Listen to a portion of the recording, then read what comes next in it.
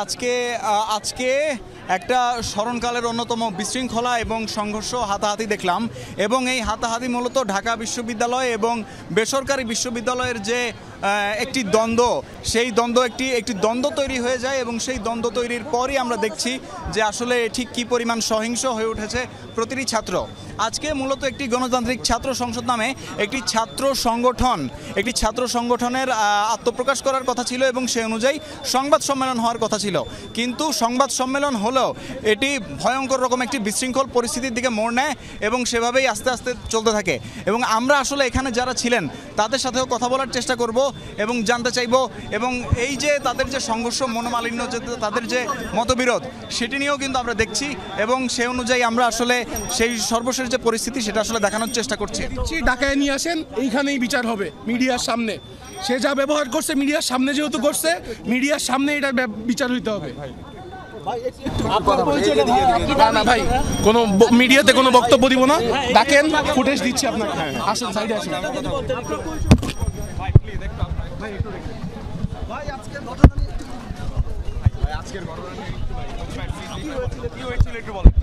ব্যাপারটা হচ্ছে এখানে আমরা একটু পরে কথা বলি।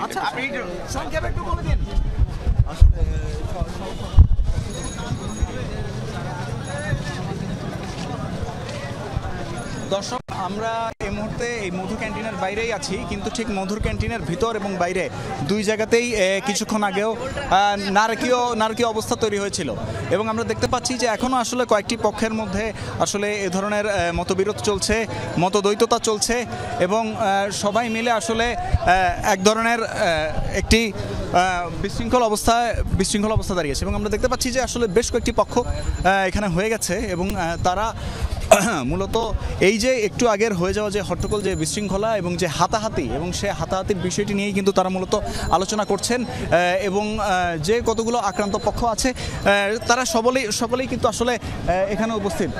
আমরা আরেকটু সামনে যাব, কলা ভবনের সামনে আমরা একটি জটলা দেখতে পাচ্ছি এবং আমরা দেখতে পাচ্ছি যে আসলে এই সংবাদ সম্মেলনটি শুরু হওয়ার আগে থেকেই বিভিন্ন জায়গায় বিভিন্ন জটলা এবং এক এক জায়গায় এক একজন তারা গণমাধ্যমের সাথে কথা বলছিল এবং গণমাধ্যমের সাথে কথা বলার ক্ষেত্রেও আসলে একটি বিশৃঙ্খল অবস্থা, কারণ সবাই আসলে একসাথে এক জায়গাতে তারা যেতে পারেনি এবং সেই অনুযায়ী আমরা দেখতে পাচ্ছি যে আসলে কি পরিমাণ বিশৃঙ্খলা। এবার আমরা আরেকজনের কথা শোনার চেষ্টা করব। ঢাকা হয়েছে সমৃদ্ধ বেসরকারি বিশ্ববিদ্যালয় থেকে মাত্র 20টা আসন বরাদ্দ আছে, মাত্র 20টা আসন বরাদ্দের মতন কি আপনাদের দাবি কয়টা? আমাদের দাবি হচ্ছে ঢাকা বিশ্ববিদ্যালয়ের সাথে সাথে সবার সাথে বসুক, সবার সাথে বসে সবার বৈষম্য যাতে না হয় ওইভাবেই তো বসতে হবে। স্টেক হোল্ডার ছিল জুলাই গণ অভ্যুত্থানে, সবাই এখানে মতামতের ভিত্তিতে তারপর তারা কমিটি গঠন করা হোক। তারা তো বলছে যে সবার সাথে বসে একটা নেগোসিয়েশন করা হয়েছে, ওইটা প্রাইভেট বিশ্ববিদ্যালয় মানে না, 20টা আসন মানে না। আপনি জুলাই গণ অভ্যুত্থানে দেখেন প্রাইভেট বিশ্ববিদ্যালয় থেকে কতজন শহীদ হয়েছে, ঢাকা বিশ্ববিদ্যালয় থেকে কতজন শহীদ হয়েছে। এখন তো কমিটি ঘোষণা হয়ে গেল, এখন আপনারা কি করবেন? এই কমিটি আমরা মানি না, মানবো না, সবার সাথে বসতে হবে। এই যে আমাদের উপরে যে এখন অন্যায় করা হয়েছে, প্রাইভেট বিশ্ববিদ্যালয়ের মেয়েদের উপর গায়ে হাত তোলা হয়েছে সবার সামনে,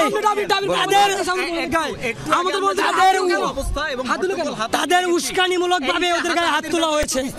কিভাবে সূত্রপাতটি ঘটলো? ঢাকা বিশ্ববিদ্যালয়ের ছাত্ররা প্রাইভেট বিশ্ববিদ্যালয়ের মেয়েদের উপরে গায়ে হাত তোলার আগে তাদের বুক কি একটুও কাঁপে নাই?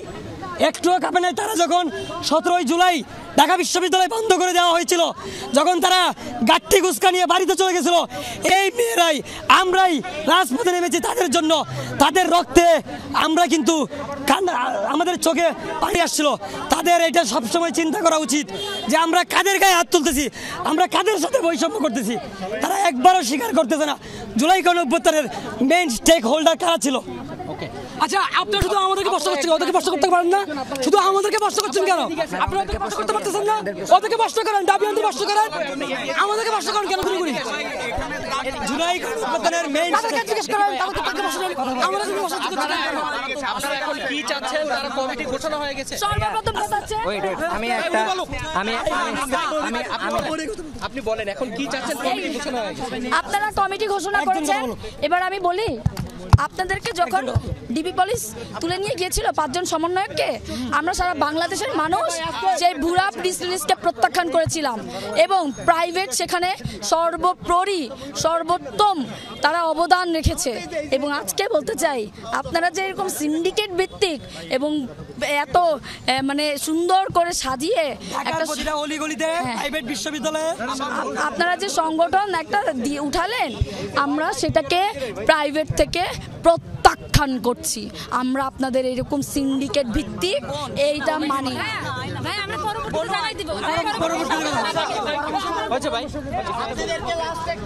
দর্শক, আমরা দেখলাম যে আসলে এই মুহূর্তে প্রাইভেট ইউনিভার্সিটির যারা রয়েছে তাদের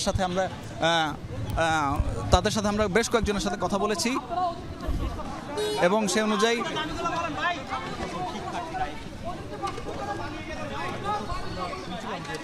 আমরা এই মুহূর্তে বর্তমান অবস্থা পর্যবেক্ষণ করছি।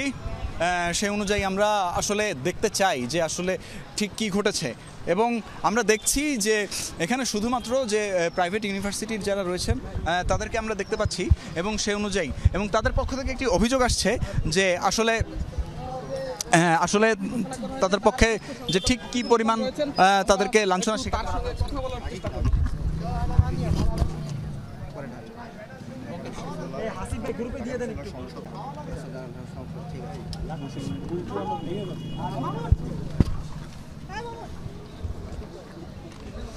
এবং আমরা দেখছিলাম যে মধুর ক্যান্টিনের ভিতরে বাইরে কি পরিমাণ একটি নারকীয় পরিবেশ এবং ঠিক কোন ধরনের বিশৃঙ্খলা তৈরি হয়েছিল। তবে এখন আর সেই বিশৃঙ্খল অবস্থাটি নেই। এখানে আসলে যদি বলি যে অর্ধশতর বেশি গণমাধ্যম কর্মীরা উপস্থিত ছিলেন। একই সাথে এখানে আমরা দেখি যে প্রথমে প্রাইভেট ইউনিভার্সিটির বেসরকারি বিশ্ববিদ্যালয়ের যেসব ছাত্ররা আছে তারা আসেন এবং পরবর্তীতে তারা যেটি করেন যে তারা বিভিন্ন ধরনের স্লোগান দিতে পারেন যে ঢাকা বিশ্ববিদ্যালয়ের সিন্ডিকেট ভেঙে দাও, গুড়িয়ে দাও, এ ধরনের বিভিন্ন ধরনের স্লোগান তারা দিতে থাকেন এবং পরবর্তীতে আমরা দেখতে পাই যে আবু বাকের মজুমদার তিনিও কিন্তু চলে আসেন এবং তিনি চলে আসার পর পরবর্তীতে আমরা দেখতে পাই যে তিনি আসার পর কিন্তু আরেক ধরনের এই দলকে নিয়ে তিনি একটি স্লোগান দেওয়া শুরু করেন এবং সেই অনুযায়ী আমরা দেখি যে আসলে দুই পক্ষে ভাগ হয়ে যায় এবং এই মুহূর্তে আমরা দেখতে পাচ্ছি যে এই জায়গাটিতে আসলে এখন আর আগের সেই পরিবেশটি নেই। তবে একটু আগেও আমরা দেখেছি যে এখানে ঠিক কী পরিমাণ বিশৃঙ্খলা তৈরি হয়েছিল এবং যার ফলে আসলে কোনো কিছুরই শেষমেশ ঠিকঠাক মতো সুরাহা হয়নি। আজকের এই সংবাদ সম্মেলনটি হওয়ার কথা ছিল দুপুর 3টায়, কিন্তু সেটি তো আসলে সময় মতো শুরু হয়নি। তার বদলে আমরা দেখতে পাই যে সেটি আসলে অনেক বেশি দেরি করে ছাড়া হয় এবং প্রাইভেট এবং যারা বেসরকারি বিশ্ববিদ্যালয়ের শিক্ষার্থীরা রয়েছেন তাদের মধ্যে বিশেষ করে নারী শিক্ষার্থীরা তারা লাঞ্ছনার অভিযোগটি তুলেছেন এবং বলেছেন যে তাদের উপর আসলে কিন্তু এভাবেই লাঞ্ছনা করা হয় এবং ঢাকা বিশ্ববিদ্যালয়ের ছাত্ররা তাদের গায়ে হাত তোলে, সেটিও কিন্তু তারা দাবি করেন এবং সেই দাবি এবং সেই